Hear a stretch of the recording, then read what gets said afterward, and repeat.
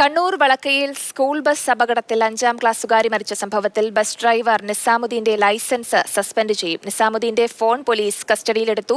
ബ്രേക്കിന് തകരാറുണ്ട് എന്ന നിസാമുദ്ദീന്റെ വാദം MVD തള്ളി. പരിശോധനയിൽ വാഹനത്തിന് തകരാർ കണ്ടെത്താനായില്ല. അപകടസ്ഥലത്ത് പരിശോധന നടത്തിയ ശേഷം Kannur enforcement RTO Riyas sir നമുക്കൊപ്പം ചേരുന്നുണ്ട്. ഡ്രൈവറുടെ മൊഴി ഇപ്പം ചോദിച്ചറിഞ്ഞിട്ടുണ്ട്. ആ വാഹനം ഇൻസ്പെക്ട് ചെയ്ത സമയത്ത് നമുക്ക് അതിന് ബ്രേക്ക് ഫെയിലിയറായ എന്നുള്ളൊരു ഫീൽ ചെയ്തില്ല. ഞങ്ങൾ അതിൽ വാഹനത്തിൽ കയറി അത് ഇൻസ്പെക്ട് ചെയ്തു എന്നുള്ളത് സ്റ്റേഷനറി ഇൻസ്പെക്ഷനാണ്. വണ്ടി സ്റ്റാർട്ട് ചെയ്യാൻ പോലും പറ്റിയില്ല. അപ്പോൾ നമ്മളെന്ത് സ്പോഞ്ച് ബ്രേക്ക്, എയർ ബ്രേക്ക് അല്ല, അത് ഹൈഡ്രോളിക് ബ്രേക്ക് ആയത് കാരണം ഒന്ന് പമ്പ് ചെയ്ത് നോക്കാനേ പറ്റുള്ളൂ. അത് കറക്റ്റായിട്ട് പമ്പിങ് ചെയ്യുന്നുണ്ട്. വണ്ടിയുടെ മറ്റേ എഞ്ചിൻ ഫൗണ്ടേഷൻ കംപ്ലൈൻ്റ് ആയത് കാരണം വണ്ടി സ്റ്റാർട്ട് ചെയ്യാൻ പറ്റിയില്ല. അത് കാരണം നമുക്ക് കൂടുതൽ വണ്ടി ഓടിച്ച് നോക്കിക്കഴിഞ്ഞാൽ ബ്രേക്കിന് എത്രത്തോളം കംപ്ലൈൻറ്റ് ഉള്ളതെന്ന് മനസ്സിലാവുള്ളൂ.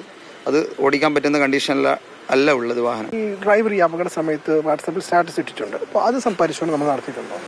നമുക്ക് വാട്സപ്പിൻ്റെ സ്റ്റാറ്റസ് അത് കൂടുതൽ നമുക്ക് ബാക്കിയുള്ള ഡിപ്പാർട്ട്മെൻറ്റ് അന്വേഷണം നടത്തുമായിരിക്കും. പോലീസ് ഡിപ്പാർട്ട്മെൻറ്റൊക്കെ അത് കൊടുത്തിട്ടുണ്ട്. അവിടെ നാട്ടുകാർ പറഞ്ഞിട്ടുണ്ടായിരുന്നു. അതിൽ ഒരു നാട്ടുകാരൻ്റെ സ്റ്റാറ്റസ് അദ്ദേഹം പറഞ്ഞു 16/3 ഈ ഡ്രൈവർ അപ്ഡേറ്റ് ചെയ്തിട്ടായി കാണുന്നുണ്ടെന്ന് പറഞ്ഞു. നമുക്കതിൽ കൂടുതലൊന്നും അറിയില്ല. അത് ചിലപ്പം മുന്നേ ഇട്ട സ്റ്റാറ്റസ് നെറ്റ് വന്നപ്പോൾ അപ്ഡേറ്റ് ആയതാവാം.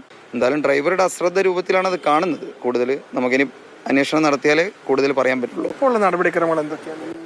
നമ്മൾ വാഹനങ്ങളൊക്കെ ചെക്ക് ചെയ്തുകൊണ്ടിരിക്കുകയാണ്. കാരണം ഇപ്പം ഫിറ്റ്നസ് നീട്ടിക്കൊടുത്തതെന്ന് പറയുന്നത് ഞങ്ങളോട് ചെക്ക് ചെയ്യാൻ വേണ്ടിയിട്ട് ഇൻസ്പെക്ഷൻ വണ്ടി റോഡിൽ ചെക്കിങ് നിർത്തരുതെന്ന് പറഞ്ഞിട്ടുണ്ട്. പക്ഷേ അത് വാലിഡിറ്റി നീട്ടിക്കൊടുക്കുന്നതിന് കാരണം ഈ കൊറോണയുടെ സമയത്തുണ്ടായ ഒരു ഓപ്പൺ ചെയ്യുന്ന സമയത്ത് ഡിസംബർ ആയിരുന്നു. അപ്പോൾ എല്ലാ സ്കൂളുകൾക്കും ബസ്, കുട്ടികൾ പഠനം, അതേപോലെ കുട്ടികളുടെ യാത്ര തടസ്സപ്പെടുന്ന രൂപത്തിലായിരുന്നു ഫിറ്റ്നസിൻ്റെ ഡേറ്റ് വന്നത്.